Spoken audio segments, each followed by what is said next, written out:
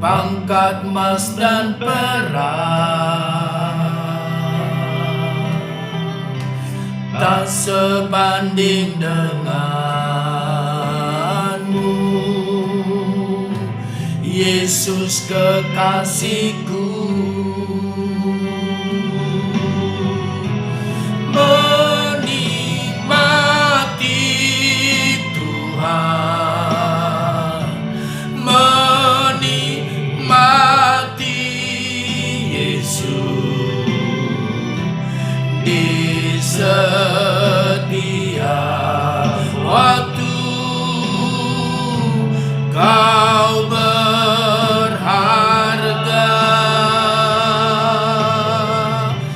menikmati Tuhan, menikmati Yesus dalam kekekalan kau mulia.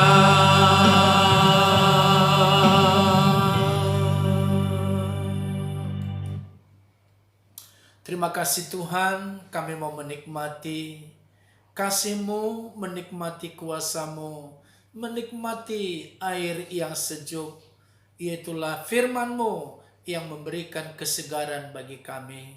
Terima kasih, terpujilah nama-Mu. Kami siap untuk mendengarkan firman Tuhan. Hanya di dalam nama Tuhan Yesus Kristus kami sudah berdoa. Haleluya. Amin. Puji Tuhan, senang kembali dengan Bapak Ibu Saudara pada hari ini. Dan kita akan melihat kebenaran firman Tuhan, bahwa Tuhan sangat tetap baik di dalam hidup kita. Jadikan Tuhan itu dan katakan bahwa Tuhan itu baik. Tidak ada yang baik selain daripada Dia. Hanya Yesus yang baik, karena memang Dia adalah gembala yang baik. Dan hari ini kita akan melihat, dan saya akan memberikan topiknya adalah masa tua.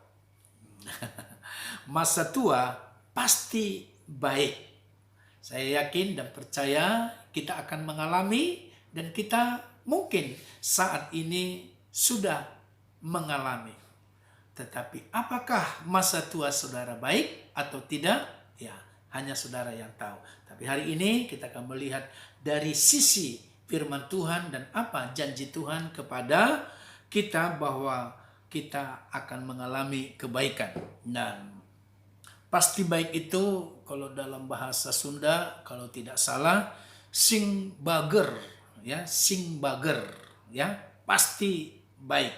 Saya bacakan di dalam Amsal 22 ayat yang ke-6, demikianlah firman Tuhan. Didiklah orang muda menurut jalan yang patut baginya, maka pada masa tuanya pun ia tidak akan menyimpang daripada jalan itu. Lalu kita sudah melihat ada 3 fase secara pertumbuhan yang normal, baik secara jasmani maupun secara rohani.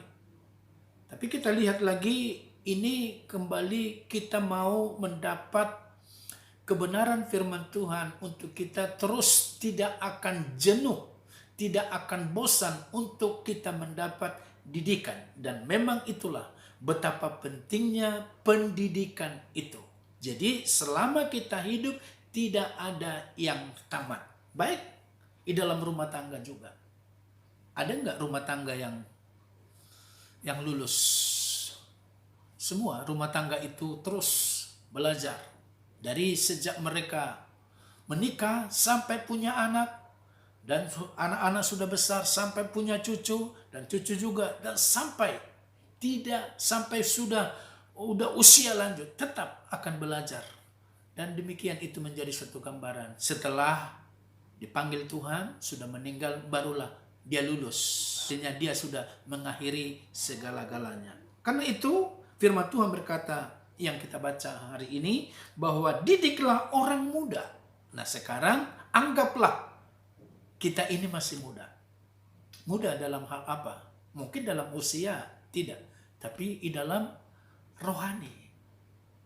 Rohaninya masih muda. Tapi kalau sekarang rohani kita masih muda, kalau kita mau dididik, maka di masa tua Artinya di masa yang akan datang dikatakan kalau orang muda itu dididik, dia tidak akan menyimpang dari jalan yang dia sudah terima. Artinya dari kebenaran firman Tuhan yang dia terima, dia tidak akan menyimpang untuk selanjutnya sampai masa tuanya. Maka Alkitab berkata, yang setia, yang sampai akhirlah yang akan mendapat selamat. Oke, sekarang dia rohaninya kuat. Dia bergelar pendeta, dia bergelar sintua, dia punya jabatan di gereja.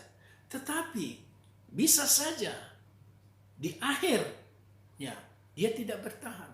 Berapa banyak orang yang murtad? Berapa banyak orang yang mualaf? Berapa banyak orang yang undur? Karena apa? Karena begitu banyak tantangan di dalam hidupnya. Dia tergoda, dia tinggalkan Tuhan. Dia tidak setia lagi. Dia beralih kepercayaan. Kenapa? Ya banyak. Bisa aja karena jabatan. Bisa aja karena karir yang lain. Atau bisa karena uang. Bisa karena wanita. Bisa macam-macam. Tapi kalau dia sudah dididik, sudah diarahkan, maka masa tuanya artinya sampai dia akhir hidupnya, dia tetap sekali Yesus, tetap Yesus. Sekali selamat di dalam dia akan pertahankan keselamatan itu. Tidak di nama lain, hanya di dalam Yesus Kristus. Ya, jadi didiklah. Ini sangat penting sekali. Nah, di dalam pendidikan itu kita menaruh, ya. Jadi orang yang dididik itu adalah kita menaruh sesuatu di dalam mulutnya untuk dia rasa, ya. Itu namanya dia dilatih, ya. Kalau dalam bahasa aslinya itu canak, ya. Jadi canak itu menaruh sesuatu di dalam mulutnya. Dia bisa membedakan rasanya apa, rasa pahit, manis, asam. Nah, dia bisa merasa, dia bisa membedakan. Jadi menaruh sesuatu di dalam mulutnya. Nah, itu dilatih. Ya, kalau sudah dilatih, bagaimana manisnya, bagaimana asamnya, bagaimana pahitnya, udah dia alami semua. Nah, itu didikan juga. Kalau sudah dididik seperti itu, dia nggak kaget, dia nggak menolak lagi. Gunanya manis itu apa? Gunanya pahit itu apa? Gunanya asam itu apa? Dia udah tahu.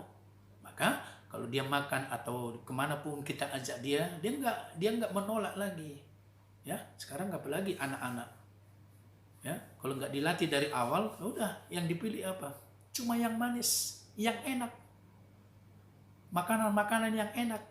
Giliran lagi susah, giliran lagi apalagi sekarang ini, ya kan?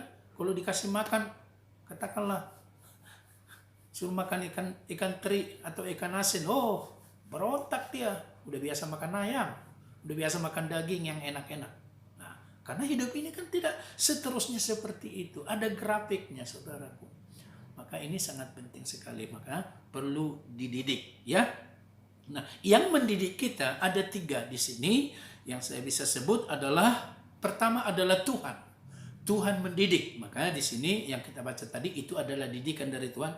Yang kedua, kita juga dididik oleh Bapak rohani atau ayah rohani. Dan yang ketiga adalah ayah secara daging. Kita punya bapak jasmani. Kalau umpamanya, kan sekarang saya udah tua, udah umur 60, sudah umur 50, saya udah nggak punya bapak lagi. Siapa yang didik saya? Ada di atas kita. Ada yang lebih tua dari kita. Nggak harus ayah kita kandung, bisa mengarahkan kita. Ya saya juga. Bapak saya udah nggak ada, mama saya nggak ada. Tapi saya punya abang. Saya punya bapak tua, saya punya ini. Walaupun itu tidak kandung, tapi mereka memberikan arahan yang saya tidak tahu. Saya dididik, saya dibimbing, saya dikasih nasihat. Nah, itu perlu. Jadi itu sangat penting sekali, ya. Jadi ayah kita itu yang disebut jadi Trinitas, itu ayah Tuhan kita, ayah kita secara rohani, dan ayah kita secara daging. Atau bisa saja yang kita tuakan. Nah, itulah yang lebih tua dari kita, itu kita anggap jadi ayah kita secara manusia. Oke, kita akan baca bagaimana kelanjutan didikan itu sangat penting sekali. Di dalam Ibrani 12 ayat yang ke-4 sampai ayat yang ke-8, demikianlah. Dalam pergumulan kamu melawan dosa, kamu belum sampai mencucurkan darah. Jadi ada pergumulan, ada perjalanan dalam hidup itu perlu pergumulan. Memang perjalanan ini kan perlu penuh dengan pergumulan, penuh dengan tantangan. Tapi di dalam perjalanan hidup kita belum dikatakan sampai mencucurkan darah. Lalu ayat yang kelima, dan sudah lupakah kamu akan nasihat yang berbicara kepada kamu seperti kepada anak-anak? Hai anakku, jangan anggap enteng didikan Tuhan. Nah, yang pertama ya, jangan anggap enteng didikan Tuhan. Yang kedua, jangan putus asa apabila engkau diperingatkannya. Jangan anggap enteng didikan Tuhan, dan jangan dikatakan ya, jangan putus asa. Nah, ini jangan kecewa, jangan marah kalau engkau diperingatkannya.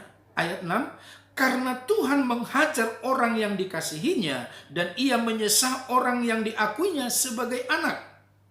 Jika kamu harus menanggung ganjaran, Allah memperlakukan kamu seperti anak. Di manakah terdapat anak yang tidak dihajar oleh ayahnya? Ayat 8. Tetapi jikalau kamu bebas dari ganjaran yang harus diderita setiap orang, maka kamu bukanlah anak, tetapi anak-anak gampang. Ayo, mau yang mana? Mau diakui jadi anak atau anak-anak gampang?